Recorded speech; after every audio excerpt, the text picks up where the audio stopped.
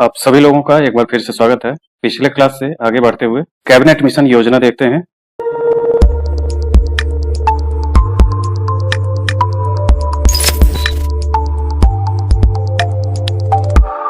इसमें पहला सवाल है, कैबिनेट मिशन की अध्यक्षता किसने की? यह है सर पैंथिक लॉरेंस। अगला प्रश्न, 1946 के कैबिनेट मिशन का नेतृत्व किया गया था सर पैंथिक लॉरेंस के द्वारा। इनमें से कौन कैबिनेट मिशन के सदस्य नहीं थे? ये बेवेल नहीं थे, पैंथिक लॉरेंस थे, स्टेफर्ड क्रिप्स थे और एवी अलेक्जेंडर थे। किसने 1946 के कैबिनेट मिशन का नेतृत्व किया था? Pethick Lawrence. द्वितीय विश्व युद्ध के बाद 1946 ईस्वी में कौन भारत आया? Cabinet mission. निम्न में से किस एक ने भारत के लिए त्रिस्तरीय शासन व्यवस्था का प्रस्ताव किया था? कैबिनेट मिशन ने। कैबिनेट मिशन 3 कैबिनेट मंत्रियों से गठित था। निम्न में से कौन इसका सदस्य नहीं था? ये एमरी नहीं थे। कौन कैबिनेट मिशन का सदस्य नहीं था? जॉन साइमन नहीं थे। ये 3 नाम याद रखिएगा, 3 ही थे, पैंथिक लॉरेंस, स्टेफर्ड क्रिप्स और एबी अलेक्जेंडर। इनमें से कैबिनेट मिशन में पैंथिक लॉरेंस अध्यक्षता हैं और क्रिप्स मिशन में स्टेफर्ड क्रिप्स थे और यही तीनों दोनों में थे। अगला है, इन व्यक्तियों में से कैबिनेट मिशन का सदस्य नहीं था कौन? ये विलियम वुड नहीं थे। इसका प्रस्ताव मई में आया। इसमें अभी भी भारत को विभाजन मुक्त रखने की आशंका थी, जिसका ब्रिटिश प्रांतों से मिलकर बने एक संघीय राज्य का स्वरूप होना था। उपर्युक्त उद्धरण का संबंध है किससे? कैबिनेट मिशन से। देख लें कैबिनेट मिशन का प्रस्ताव क्या क्या था कि भारत की एकता बनाई रखी जाए, दूसरा मुस्लिम लीग की पाकिस्तान की मांग ठुकरा दी गई, तीसरा भारत एक संघ होगा जिसमें ब्रिटिश प्रांत तथा देसी रियासतें शामिल होंगी, और चौथा था कि संविधान निर्मात्री संस्था या संविधान सभा का गठन प्रांतीय विधान सभाओं तथा देसी रियासतों के प्रतिनिधियों द्वारा किया जाए। अगला, कैबिनेट मिशन योजना के विषय में निम्नलिखित में से कौन सा सही नहीं है? पाकिस्तान की स्वीकृति नहीं है, ठुकरा दिया गया था। निम्नलिखित में से किसने वायसराय की एग्जीक्यूटिव काउंसिल के पुनर्गठन का सुझाव दिया, जिसमें वॉर मेंबर सहित सभी विभाग भारतीय नेताओं द्वारा धारण किए जाने थे? Cabinet mission 1946। अगला, कैबिनेट मिशन के संदर्भ में निम्नलिखित में से कौन सा कथन सही है? पहला है कि इसने एक संघीय सरकार के लिए सिफारिश की, दूसरा है कि इसने भारतीय न्यायालय की शक्ति का विस्तार किया, और तीसरा है कि इसने आईसीएस में और अधिक भारतीयों के लिए उपबंध किया।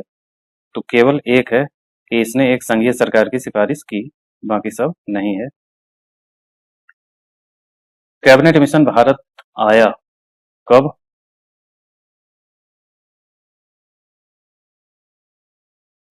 कैबिनेट मिशन कब आया?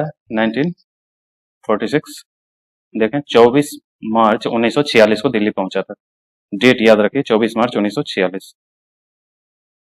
तो ये ऑप्शन में नहीं है। अगला है कि कथन और कारण दिया गया है। कथन है कि 1946 में मुस्लिम लीग ने कैबिनेट मिशन प्लान के लिए दी गई अपनी स्वीकृति वापस ले ली थी। कारण है कि 1946 में गठित अंतरिम सरकार में मुस्लिम लीग शामिल हुई थी। दोनों सही हैं, लेकिन व्याख्या नहीं है। अगला प्रश्न है कि कांग्रेस के निम्नलिखित नेताओं में से कौन एक कैबिनेट मिशन योजना के पक्ष में पूरी तरह से था? ये महात्मा गांधी। अगला प्रश्न है कि वह कौन सा कांग्रेस अध्यक्ष था जिसने क्रिप्स मिशन और लॉर्ड वेवेल दोनों से वार्ताएं की? ये अबुल कलाम आजाद। 1940 से 46 तक कांग्रेस के अध्यक्ष थे। इन्होंने क्रिप्स मिशन 42 में तथा लॉर्ड वेवेल 1945 में दोनों से वार्ताएं की थी। अगला, कैबिनेट मिशन के भारत आगमन के समय भारतीय राष्ट्रीय कांग्रेस के अध्यक्ष कौन थे? ये मौलाना अबुल कलाम आजाद। अब है संविधान सभा के बारे में। संविधान सभा अगला चैप्टर। इसमें पहला क्वेश्चन है कि स्वतंत्र भारत के लिए संविधान की रचना हेतु संविधान सभा का विचार निम्न में से सर्वप्रथम प्रस्तुत किया था? संविधान सभा का विचार किसने सबसे पहले रखा था? तो ये है कांग्रेस पार्टी ने 1936 में। सर्वप्रथम 1895 में स्वराज विधेयक में किया गया था संविधान सभा का, जिसे तिलक के निर्देशन में तैयार किया गया था। 20वीं सदी में इसका विचार सर्वप्रथम संकेत महात्मा गांधी ने किया, जब उन्होंने 1922 में अपने विचार व्यक्त करते हुए कहा कि भारतीय संविधान भारतीयों की इच्छा अनुसार ही होगा। ये 1922 में कहे। 1924 में मोतीलाल नेहरू ने ब्रिटिश सरकार के सम्मुख संविधान सभा के निर्माण की मांग प्रस्तुत की। इसके बाद औपचारिक रूप से संविधान सभा के विचार का प्रतिपादन एम.एन. रॉय ने किया। इस विचार को मूर्त रूप देने का कार्य पंडित जवाहरलाल नेहरू ने किया। इसके बाद दिसंबर 1936 में कांग्रेस के फैजपुर अधिवेशन में संविधान सभा के अर्थ एवं महत्व की व्याख्या की गई। इसलिए ऑप्शन के आधार पर 1936 आंसर होगा। स्वराज पार्टी ने 1934 में उल्लेखनीय विकल्प में, यदि स्वराज पार्टी ने 1934 में होता तो यही विकल्प सत्य होता, क्योंकि 34 में रांची में गठित स्वराज पार्टी संविधान सभा के गठन की मांग सर्वप्रथम की थी। स्वराज पार्टी अगर होता ऑप्शन में तो। अगला है कि संविधान सभा जिसने भारतीय संविधान का निर्माण किया, उसका गठन किया गया था किसके द्वारा? कैबिनेट मिशन प्लान के अंतर्गत। निम्नलिखित में से किस एक ने भारत के लिए संविधान सभा का विचार दिया? यह कैबिनेट मिशन योजना। कैबिनेट मिशन योजना के अंतर्गत संविधान निर्मात्री परिषद में प्रत्येक प्रांत को आवंटित सदस्य संख्या निर्धारित करने के लिए एक प्रतिनिधि कितनी जनसंख्या के अनुपात में था? तो ये 10 लाख व्यक्ति पर एक प्रतिनिधि। संविधान सभा का पहला सत्र हुआ था 9 दिसंबर 1946 को। इनमें से कौन भारतीय संविधान सभा का अध्यक्ष था? डॉक्टर राजेंद्र प्रसाद संविधान सभा के अध्यक्ष थे। भारतीय उपनिवेश के लिए प्रभुसत्ता संपन्न संविधान सभा के प्रथम अध्यक्ष, प्रभुता संपन्न संविधान सभा के प्रथम अध्यक्ष, तो वही है राजेंद्र प्रसाद। अगला, निम्नलिखित कथनों में से कौन एक सही है? तो 1946 में प्रांतीय सभाओं द्वारा संविधान की, ये भारत की संविधान सभा चुनी गई, ये सही है। सच्चिदानंद सिन्हा किसके साथ जुड़े हैं? ये भारत छोड़ो आंदोलन के साथ जुड़े हैं। अस्थायी अध्यक्ष उनको चुना गया था। निम्न में से किसने ब्रिटिश युग की केंद्रीय लेजिस्लेटिव असेंबली तथा स्वतंत्र भारत की संसद में अध्यक्ष का पद संभाला? जीवी मावलंकर स्वतंत्र भारत की संसद में अध्यक्ष का पद संभाला था। अब है अंतरिम सरकार का गठन। पहला प्रश्न है 1946 में गठित अंतरिम कैबिनेट की अध्यक्षता किसने की थी? अंतरिम कैबिनेट, उसके अध्यक्ष पंडित जवाहरलाल नेहरू। कैबिनेट मतलब मंत्रिमंडल की बात हो रही। अगला है पंडित जवाहरलाल नेहरू के नेतृत्व में अंतरिम सरकार का गठन हुआ कब? सितंबर 1946 में। जवाहरलाल नेहरू के अधीन एक अंतरिम सरकार का गठन कब हुआ? सितंबर 1946 में। 1946 में बनी अंतरिम सरकार में राजेंद्र प्रसाद के पास कौन सा विभाग था? तो ये खाद्य एवं कृषि मंत्री थे। अंतरिम सरकार में रेल मंत्रालय का कार्य कौन देखता था? आसफ अली, रेल एवं परिवहन विभाग सौंपा गया था। 1946 के भारतीय मुस्लिम लीग को अंतरिम सरकार में सम्मिलित किया गया, तब लियाकत अली खां को जो विभाग दिया गया था वो था वित्त विभाग। अगला प्रश्न, निम्नलिखित में कौन नेहरू की अंतरिम सरकार 1946 में वित्त मंत्री था? लियाकत अली खां। कौन अंतरिम सरकार का सदस्य नहीं था? बी.आर. अंबेडकर।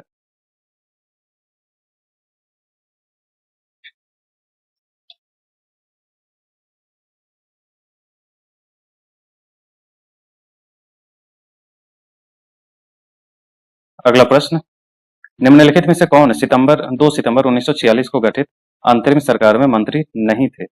ये बी और सी दोनों। लियाकत, अच्छा 2 सितंबर की बात हो रही है। अंतरिम सरकार में अबुल कलाम आजाद और लियाकत अली दोनों नहीं थे। 26 अक्टूबर 1946 में मंत्री बने थे लियाकत अली। 1946 के चुनाव के पश्चात मुस्लिम लीग ने किस प्रांत में अपनी सरकार बनाई? बंगाल में। फजलुल हक के नेतृत्व में कृषक प्रजा पार्टी तथा मुस्लिम लीग के गठबंधन से सरकार बनी थी। निम्नलिखित में से कौन सी तिथि मुस्लिम लीग ने सीधी कार्यवाही दिवस हेतु सुनिश्चित की थी? ये 16 अगस्त 1946। अब है भारत का विभाजन। इसमें पहला सवाल है कि जब भारत को स्वतंत्रता प्राप्त हुई थी, यूके में किस पार्टी की सत्ता थी? लेबर पार्टी की। भारत के एटली थे प्रधानमंत्री। भारत के स्वतंत्र होते समय इंग्लैंड के प्रधानमंत्री क्लेमेंट एटली। ब्रिटिश सरकार जून 1948 तक भारत छोड़ने की घोषणा की ब्रिटिश सरकार ने।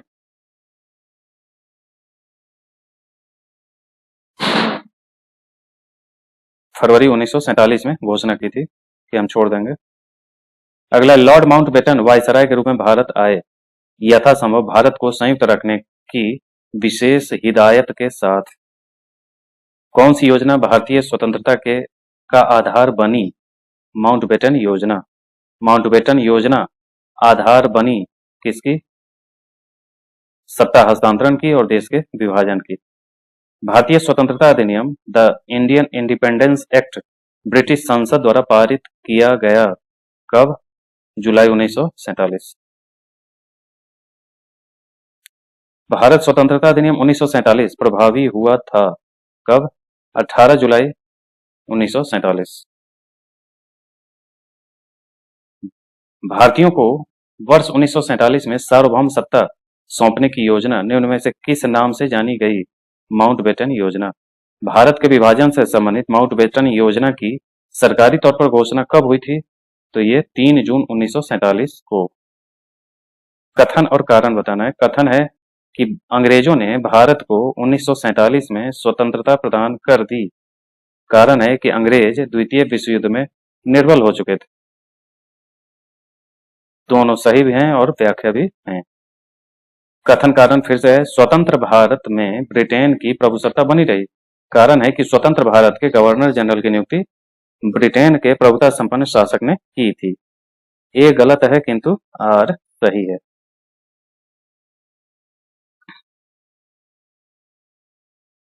अगला प्रश्न है कि भारतीय स्वाधीनता विधेयक को राजकीय स्वीकृति प्राप्त हुई थी कब? 18 जुलाई 1947 को। 4 जुलाई को एटली ने हाउस ऑफ कॉमन्स में पेश किया था। 15 जुलाई को हाउस ऑफ कॉमन्स के द्वारा और अगले दिन 16 जुलाई को हाउस ऑफ लॉर्ड्स के द्वारा पारित कर दिया गया था और 18 जुलाई को उस पर स्वीकृति मिल गई थी। अगला है कि भारत के विभाजन का बाल्कन प्लान उपज था किसका? माउंटबेटन के मस्तिष्क का। बाल्कन प्लान गुप्त नाम था इसका, बाल्कन प्लान।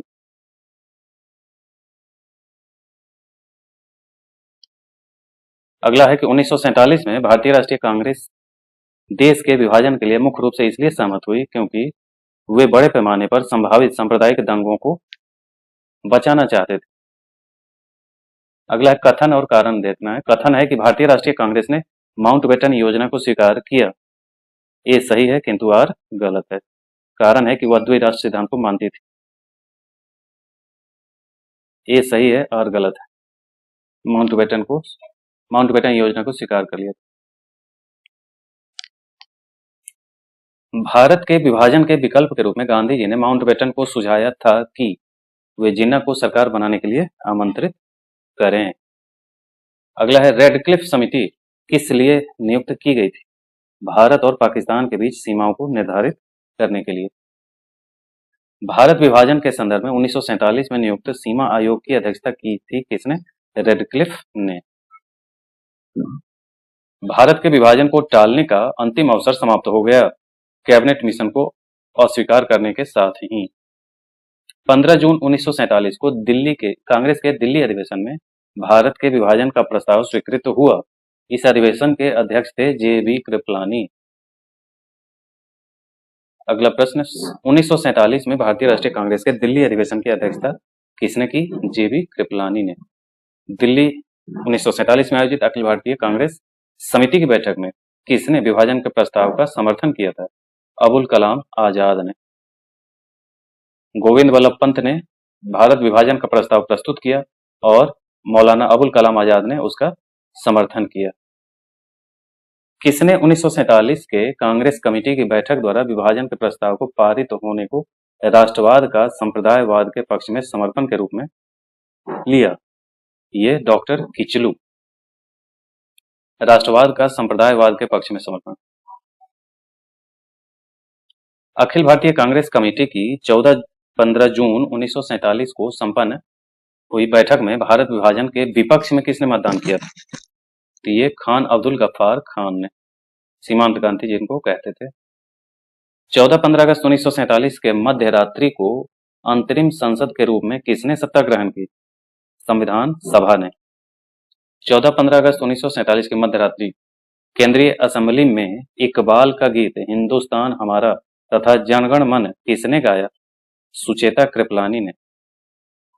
सारे जहां से अच्छा हिंदुस्तान हमारा सुचेता कृपलानी ने गाया। जनगण मन। पहले अवसर पर भारत के प्रधानमंत्री की नियुक्ति की थी गवर्नर जनरल ने, माउंटबेटन ने की थी प्रधानमंत्री की नियुक्ति। स्वतंत्र भारत के प्रथम गवर्नर जनरल कौन थे? माउंटबेटन थे। स्वतंत्र भारत के प्रथम थे, लेकिन प्रथम भारतीय गवर्नर जनरल चक्रवर्ती राजगोपालाचारी 48 से 50 तक थे। निम्नांकित में कौन स्वतंत्र भारत का प्रथम गवर्नर जनरल था? माउंटबेटन। स्वतंत्र भारत का अंतिम गवर्नर जनरल सी राजगोपालाचारी। स्वतंत्र भारत के पहले भारतीय गवर्नर जनरल सी राजगोपालाचारी। भारत के प्रथम और अंतिम भारतीय गवर्नर जनरल सी राजगोपालाचारी। भारत के अंतिम वायसराय, भारत का अंतिम वायसराय, चूंकि राजगोपालाचारी नहीं इसलिए माउंटबेटन। स्वतंत्र भारत के प्रथम विधि मंत्री बी आर अम्बेडकर। बिल्कुल प्रारंभ से भारत के राष्ट्रपति के पद पर आसीन व्यक्तियों का निम्नलिखित में से कौन सा सही क्रम है? राजेंद्र प्रसाद, एस राधाकृष्णन, जाकिर हुसैन और बीबी गिरी, ये क्रम है। अगला है, माउंटबेटन की अध्यक्षता में बनी विभाजन परिषद में भारतीय राष्ट्रीय कांग्रेस का प्रतिनिधित्व किया था किसने? जवाहरलाल नेहरू और सरदार पटेल ने। माउंटबेटन योजना जून 1947 में निम्नलिखित में से किस प्रांत में लोक निर्णयार्थ संस्तुति की थी? सभी ने, सिंध, बलूचिस्तान, उत्तर पश्चिमी सीमा प्रांत। भारत के विभाजन के समय भारतीय राष्ट्रीय कांग्रेस के अध्यक्ष कौन थे? जे बी कृपलानी। 15 अगस्त 1947 को निम्नलिखित में से कौन भारतीय राष्ट्रीय कांग्रेस का अध्यक्ष था? जे बी कृपलानी। कांग्रेस के 1946 में मेरठ में आयोजित अधिवेशन की अध्यक्षता किसने की थी? 1946 में जे बी कृपलानी ने।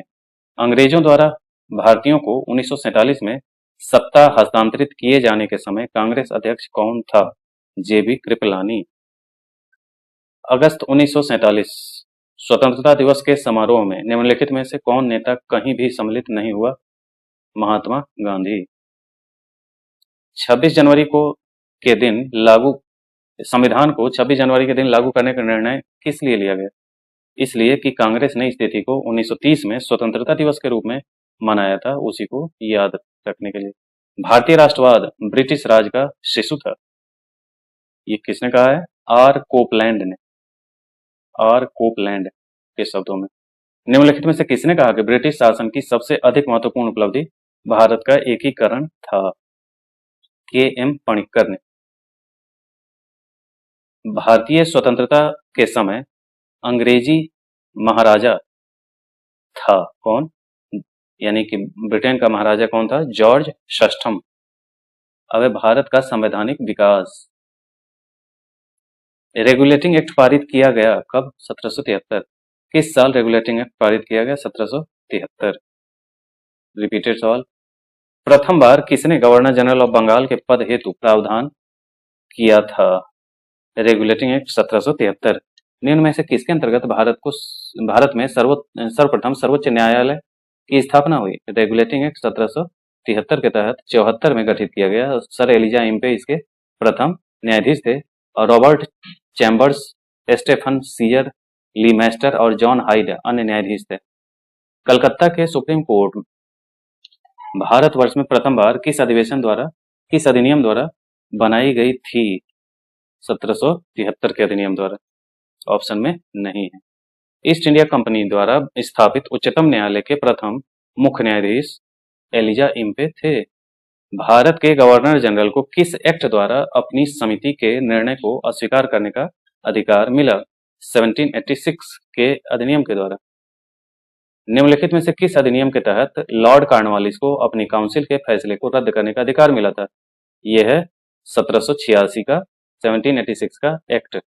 1793 में एक विनियम द्वारा जिला कलेक्टर को उसकी न्यायिक शक्तियों से वंचित कर दिया गया और केवल संग्राहक अभिकर्ता बना दिया गया। ऐसे विनियमन का कारण क्या था?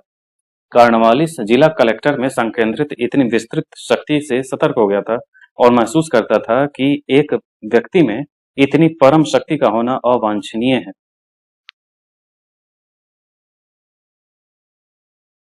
भारतीय व्यापार में ईस्ट इंडिया कंपनी का एकाधिकार समाप्त किया गया 1813 के अधिनियम से। किस अधिनियम के द्वारा ब्रिटिश संसद ने चाय और चीन के साथ व्यापार को छोड़कर ईस्ट इंडिया कंपनी के सारे व्यापारिक एकाधिकार समाप्त कर दिए थे? 1813 का अधिनियम। निम्न में से किस अधिनियम द्वारा ब्रिटिश ईस्ट इंडिया कंपनी को भारत के व्यापारिक एकाधिकार ईस्ट इंडिया कंपनी का भारत में व्यापारिक एकाधिकार समाप्त हो गया? यह 1813 का अधिनियम। चार्टर अधिनियम 1813 भारत के लिए महत्वपूर्ण समझे जाने का निम्नलिखित में से कौन सा कारण है? इसके द्वारा भारतीयों की शिक्षा के लिए वित्तीय प्रावधान किया गया था, 1 लाख रुपया का डोनेशन। चार्टर एक्ट 1833 में निम्न प्रावधानों में से कौन एक नहीं था?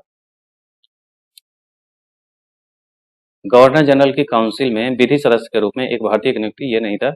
1833 में कंपनी के सभी वाणिज्यिक अधिकार समाप्त कर दिए गए और उसे भविष्य में केवल राजनीतिक कार्य ही करने थे। इस अधिनियम द्वारा बंगाल का गवर्नर जनरल अब समूचे भारत का गवर्नर जनरल बन गया। लोक सेवाओं की परीक्षा इंग्लैंड और भारत में एक साथ करने की संस्तुति निम्न में से किसके द्वारा की गई? मॉन्टेग्यू चेम्सफोर्ड रिपोर्ट के द्वारा। नागरिक सेवाओं के लिए प्रतियोगी परीक्षा प्रणाली को सिद्धांततः स्वीकार किया गया 1853 के अधिनियम के द्वारा। 53 के चार्टर एक्ट में व्यवस्था दी गई कि नियंत्रण बोर्ड और उसके अन्य पदाधिकारियों का वेतन सरकार निश्चित करेगी, परंतु धन कंपनी देगी। डायरेक्टरों की संख्या 24 से घटाकर 18 कर दी। उसमें 6 क्राउन द्वारा मनोनीत किए जाने थे। इसमें प्रावधानित था कि नियुक्तियां अब प्रतियोगी परीक्षाओं द्वारा की जाएंगी, जिसमें किसी प्रकार का भेदभाव नहीं किया जाए। निम्नलिखित में से किस कानून ने पहली बार भारत में एक क्रियाशील विधान परिषद का सृजन किया? Charter act 1853। निम्न में से किस एक वर्ष से ब्रिटिश सरकार अंतिम रूप से भारत एवं इंग्लैंड में एक साथ साथ इंडियन सिविल सर्विस की परीक्षा आयोजित करने हेतु सहमत हुई थी? 1922 में, और 22 में सहमत आयोजित होगी। इससे पूर्व इंग्लैंड में आयोजित होती थी। 26 में भारत में लोक सेवा आयोग का गठन किया गया और 1935 के अधिनियम के तहत लोक सेवा आयोग का स्थान पर संघीय आयोग ने ब्रिटिश लोक सेवा आयोग से स्वतंत्र परीक्षा आयोजित करना प्रारंभ किया। वर्ष 1950 में संविधान के लागू होने के बाद संघीय लोक सेवा आयोग का नाम बदलकर संघ लोक सेवा आयोग कर दिया गया। संघीय लोक सेवा आयोग से फेडरल पब्लिक सर्विस कमीशन था, उसको यूनियन पब्लिक सर्विस कमीशन कर दिया गया। भारतीय सिविल सेवा के संदर्भ में निम्नलिखित कथनों में से कौन सा कथन सत्य है? पहला है कि भारत सरकार अधिनियम 1919 में भारतीय सिविल सेवा के लिए एक अलग परीक्षा का प्रावधान किया गया था जो भारत में होनी थी, और दूसरा है कि भारतीय सिविल सेवा में 1941 में भारतीयों का प्रतिशत यूरोप वासियों से अधिक था। कौन सा सही है? दोनों के दोनों सही हैं। 2 सूची दी गई है, उसे मिलाना है। किसकी स्थापना किस अधिनियम से हुई है? तो इसमें सीधे सीधे देख लें। कंपनी के वाणिज्यिक विषय को छोड़कर सभी सैनिक, असैनिक तथा राज्य संबंधी मामलों को एक नियंत्रण बोर्ड के अधीन कर दिया गया पिट्स इंडिया एक्ट 1784 से। सर्वोच्च न्यायालय की स्थापना 1773 के अधिनियम से। ईसाई मिशनरियों का भारत में प्रवेश 1813 ईस्वी के अधिनियम से। और कानून बनाने के लिए गवर्नर जनरल की परिषद में एक कानूनी सदस्य के रूप में चौथे सदस्य को सम्मिलित किया गया। ये है चार्टर एक्ट 1833।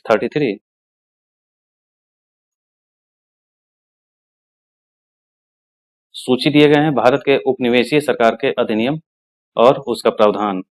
सीधे देखें कौन कौन सा। Charter act 1813, regulating act 1773, act of 1858 और पिट्स इंडिया एक्ट। तो इसमें पहला यानी चार्टर एक्ट 1813 का भारत में कंपनी के व्यापारिक एकाधिकार समाप्त कर दिए गए, ये होगा। 73 के तहत कंपनी के निदेशकों को कंपनी के प्रबंध से संबंधित सभी पत्राचार और दस्तावेज ब्रिटिश सरकार को प्रस्तुत करने को कहा गया। चलिए आगे बढ़ते हैं। बोर्ड ऑफ कंट्रोल की स्थापना किस अधिनियम के अंतर्गत की गई थी? Fits India act 1784। किस अधिनियम के द्वारा ब्रिटिश सरकार ने ईस्ट इंडिया कंपनी का चाय और शक्कर के व्यापार का एकाधिकार समाप्त किया?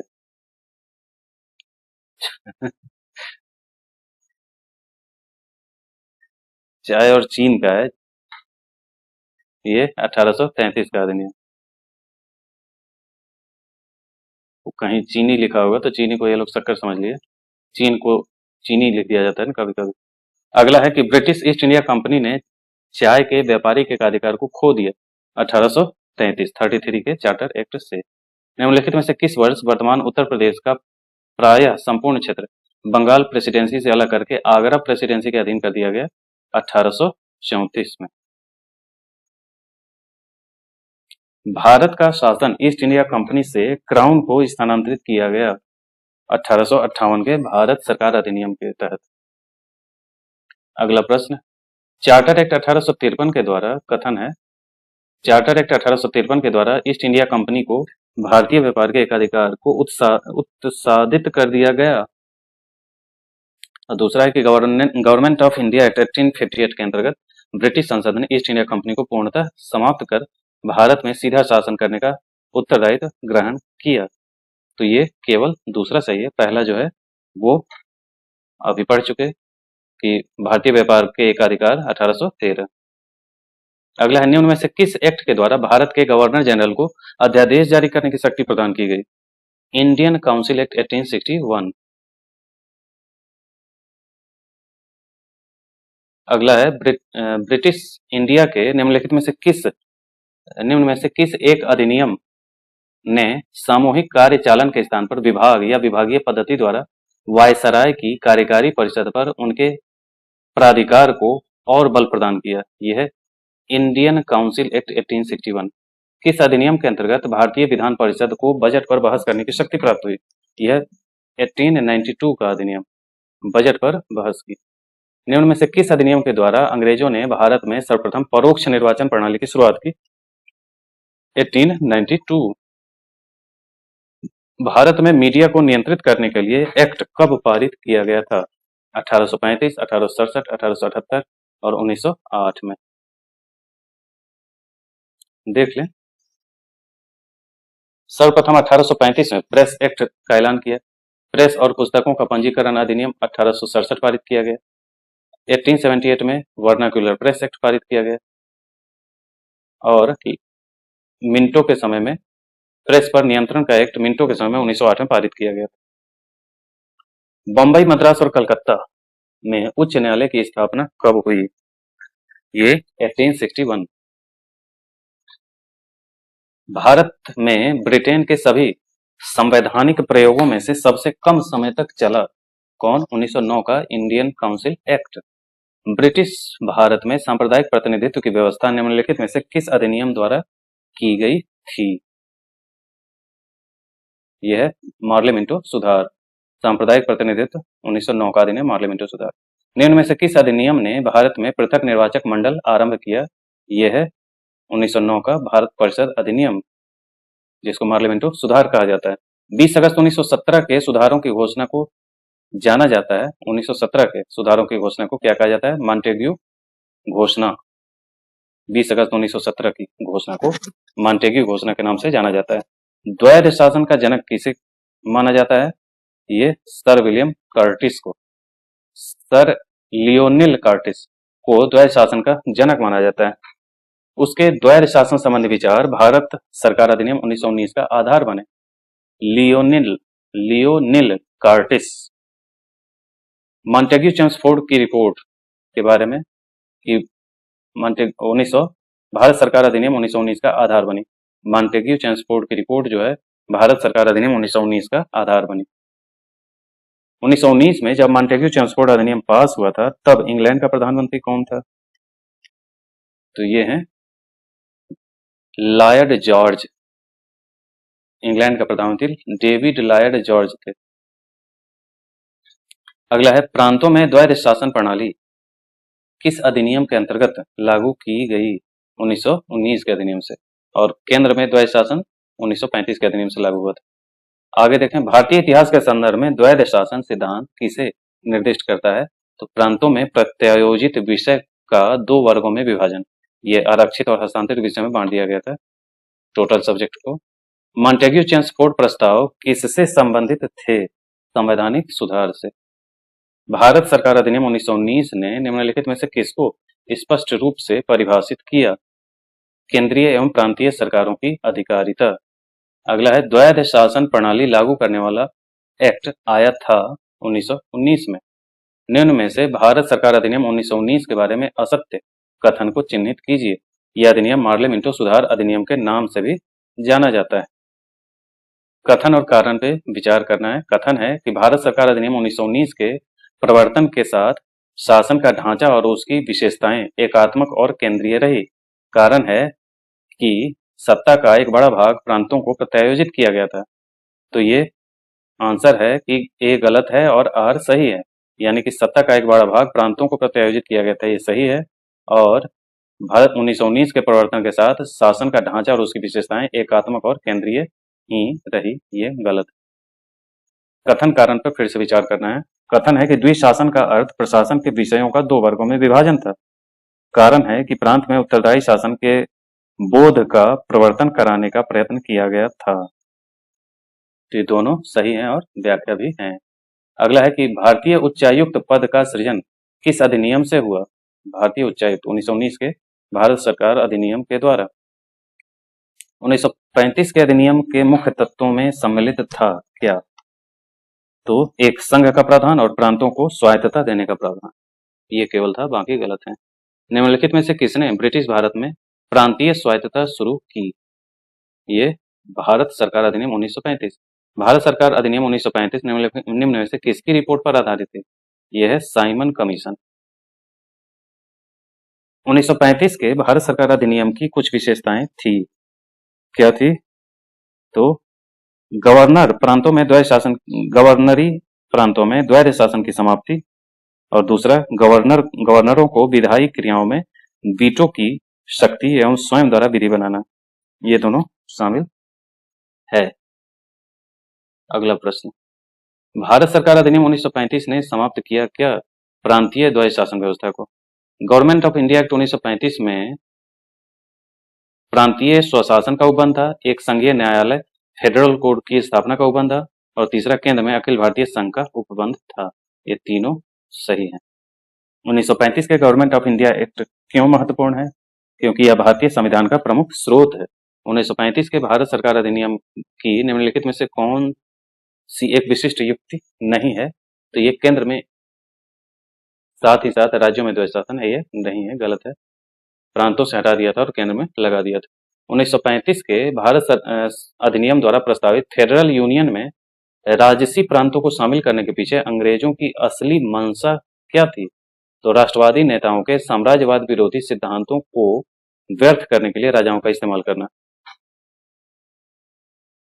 अगला है, निम्न में से किसने 1935 के अधिनियम के बारे में कहा था कि एक कार जिसमें ब्रेक तो है पर इंजन नहीं है? ये कहा था जवाहरलाल नेहरू ने। किस अधिनियम के बारे में नेहरू जी ने कहा था कि हमें एक ऐसी कार दी गई जिसमें सब ब्रेक थे किंतु इंजन नहीं थे? किस अधिनियम द्वारा संवैधानिक निरंकुशता का सिद्धांत प्रवृत्त किया गया? ये 1935 का अधिनियम। भारतीय राष्ट्रीय कांग्रेस ने अपने किस अधिवेशन में भारत सरकार अधिनियम 1935 को अस्वीकार किया था? ये लखनऊ अधिवेशन 1936। केंद्रीय विधानसभा के निम्नलिखित में से कौन से निर्वाचन भारत शासन अधिनियम 1919 के तहत हुआ? 1926 और 1945। भारत शासन अधिनियम 1919 के तहत केंद्रीय विधानसभा का चुनाव वर्ष 1923, 26, 30, 34 और 45 में हुआ था। 1937 में हुए प्रांतीय विधानसभा चुनाव भारत शासन अधिनियम 1935 के तहत हुआ था। भारत शासन अधिनियम 1919 के अंतर्गत भारतीय विधायिका का अंतिम निर्वाचन किस वर्ष आयोजित किया गया था? 1945। निम्नलिखित में से किसने भारत सरकार अधिनियम 1935 को गुलामी का अधिकार पत्र कहा था? जवाहरलाल नेहरू ने। भारत सरकार अधिनियम 1935 में अंतर्दिष्ट अनुदेश प्रपत्र इंस्ट्रूमेंट ऑफ इंस्ट्रक्शंस को वर्ष 1950 में भारत के संविधान में किस रूप में समाविष्ट किया गया? राज्य के नीति निर्देशक तत्व। भारतीय शासन अधिनियम 1935 के द्वारा स्थापित संघ में अवशिष्ट शक्तियां किसे दी गई थी? गवर्नर जनरल को। निम्नलिखित अधिनियमों में से किसके द्वारा भारत परिषद अधिनियम को समाप्त किया गया? भारत परिषद को समाप्त किया गया था। किसके द्वारा? भारत सरकार अधिनियम 1935 के द्वारा। अगला है कि यह किसने कहा कि मुझे इस आरोप के संबंध में कोई क्षमा नहीं मांगनी है कि संविधान के प्रारूप में गवर्नमेंट ऑफ इंडिया एक्ट 1935 के एक बड़े भाग को पुनः उत्पादित कर दिया गया है? डॉक्टर अंबेडकर। क्या आप मुझे एक भी स्वतंत्र देश दिखा सकते हैं जहां पृथक मताधिकार हो? अंग्रेज जा चुके हैं परंतु वे शरारत छोड़ गए। किसने उपर्युक्त वाक्य को संविधान सभा के बहस में कहा था? सरदार पटेल। अगला प्रश्न, सूची दी गई है मिलाने को। रेगुलेटिंग एक्ट 1773 सुप्रीम कोर्ट की स्थापना हुई थी। भारत परिषद अधिनियम 1909 सांप्रदायिक निर्वाचन का उसमें दिया गया था। भारत सरकार अधिनियम 1919 द्वैध शासन प्रारंभ किया गया था प्रांतों में। और भारत सरकार अधिनियम 1935 प्रांतों की स्वायत्तता के लिए प्रावधान था, यानी कि प्रांतों से द्वैध शासन समाप्त करके केंद्र में द्वैध शासन कर दिया गया। अगला है कि ब्रिटिश शासन काल में संविधान के विकास में कौन सा कानून ऐतिहासिक नहीं था? Protection of civil rights act 1955 British शासनकाल वाले में कौन नहीं था? तो ये था आज तक का वीडियो। इसके आगे का अगले क्लास में देखेंगे। आज के लिए इतना ही। धन्यवाद।